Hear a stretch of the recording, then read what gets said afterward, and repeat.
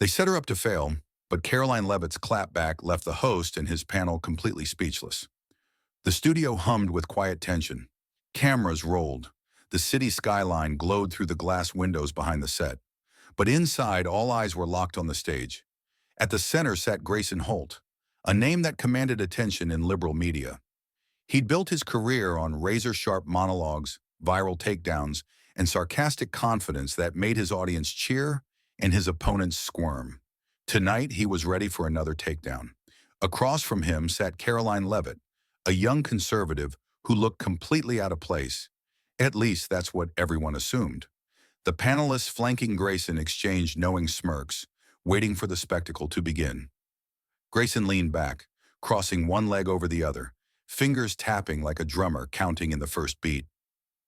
"All right, Caroline," he began, dragging out her name like a teacher indulging a student. "Let's cut through the fluff. You're young, ambitious, and somehow convinced the Republican Party isn't just a retirement club with better tax breaks. Tell me, are you here to defend outdated policies or just auditioning for a Fox News primetime slot?" A low chuckle rippled across the panel. Someone shifted in their seat, amused. This was familiar. Grayson setting the stage for another routine takedown. Levitt didn't blink. She clasped her hands together on the desk, listening, waiting. She didn't rush to defend herself. Grayson took that as his cue to push further. "I mean, let's be real," he continued, adjusting his blazer. "Conservatives love parading people like you around, fresh-faced, camera-ready. But at the end of the day, it's the same script. Tax cuts, personal responsibility, some vague nostalgia about the good old days. It's predictable. The only question is, are you in on the joke?" The camera zoomed in. He smirked. The panelists watched with thinly veiled amusement. Levitt tilted her head, expression unreadable. She was letting him talk, letting him dig. "Is that a serious question?" she finally asked, her voice smooth and unshaken.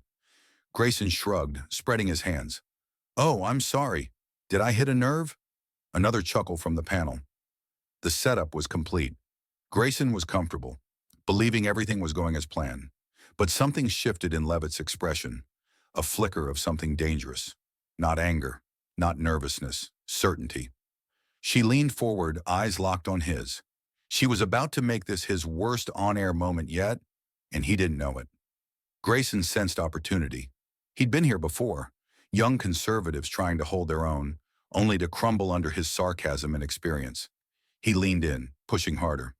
"You know, Caroline," he said, dragging out her name again, "I have to admire your confidence. It takes real dedication to be part of a party that, let's be honest, would rather see women stay in the kitchen than in Congress." The panel erupted in laughter. Even the camera crew chuckled. A clean hit. But Levitt's face didn't change. Not a twitch. Grayson noticed but assumed she was just keeping up a front. He kept going. "And I have to ask," he continued, feigning curiosity, "do you actually believe what you say, or is this just a long-term grift? You know, say the right things, keep the donors happy, maybe land a cushy pundit gig when this all falls apart?" One panelist jumped in. "Let's not forget the GOP playbook. Find someone young, marketable, and willing to repeat the same tired policies in a fresh package. Honestly, Caroline, do you ever feel like they're just using you?" Another round of laughter. The rhythm of the attack was picking up. Grayson saw his chance to land the knockout. "Look at your position, Caroline," he said. "You're out here defending a party that fights against diversity initiatives while parading you around as their youthful, modern face. Do you see the irony, or are you contractually obligated to ignore it?" The panelist next to him chimed in, laughing. "Come on, Grayson, don't be mean. Maybe she actually believes all this." Grayson grinned. Everyone was watching her now, waiting for the inevitable stumble. But Levitt didn't blink.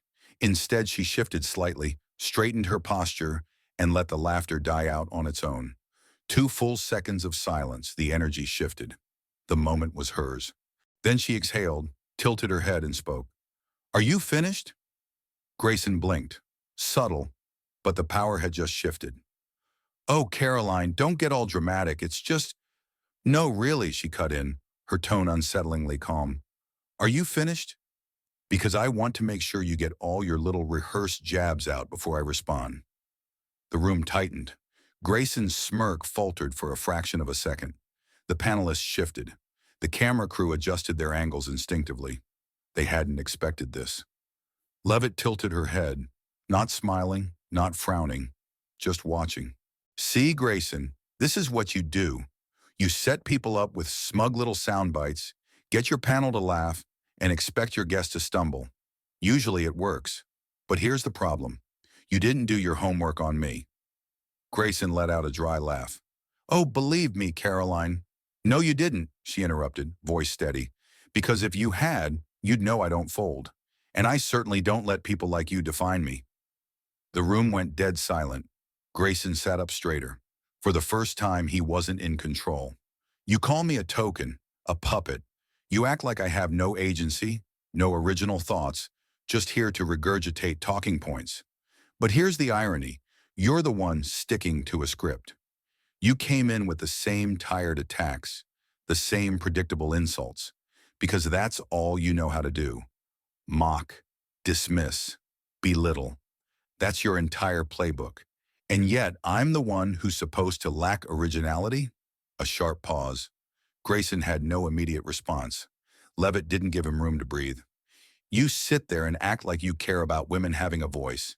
But the second one speaks up in a way that doesn't fit your narrative. You mock her. You act like you care about young people being engaged in politics. But if they're not reading straight from your script, you try to discredit them.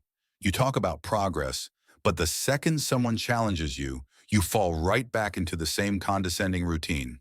She leaned back. Finally, a smile. But it wasn't friendly. You don't want a conversation, Grayson. You want a punching bag, and I'm not here to be one. Grayson blinked. The panelists looked at each other. One cleared their throat. The confidence in the room was gone. The camera zoomed in slightly, capturing the rarest thing on live political TV, actual silence. Levitt had just flipped the entire dynamic in under 2 minutes. And for the first time in his career, Grayson Holt had nothing to say. The show cut to commercial, not because it was planned, but because someone in the control room panicked. The moment the broadcast went dark, Twitter exploded. Clips from the exchange spread like wildfire. Holy crap. Caroline just destroyed Grayson Holt on live TV. They literally had to cut to commercial. This was a massacre. I've never seen him this speechless before. The video racked up millions of views in hours. Even people who didn't follow politics were hooked. Liberal commentators scrambled to spin the narrative. Some downplayed the moment.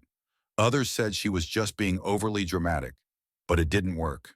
The clip spoke for itself. And then things got worse for Grayson. The network's inbox was flooded. People demanded a response. The segment's ratings were through the roof, but the engagement was brutal. Even Grayson's usual supporters weren't rallying behind him. Some quietly questioned, did he actually get outplayed? The panelists who had laughed earlier started distancing themselves. One journalist tweeted, "To be clear, I don't think Grayson was ready for that moment. It was uncomfortable, and cutting to commercial only made it worse." Grayson knew it too, and now he had to make a choice. Double down or do damage control. Either way, the damage was done. By the next morning, Grayson Holt's reputation was hanging in the balance. But the true impact, that was just beginning. Drop your thoughts in the comments, let's talk about it. And if you want more stories like this, subscribe, because trust me, there's more to uncover.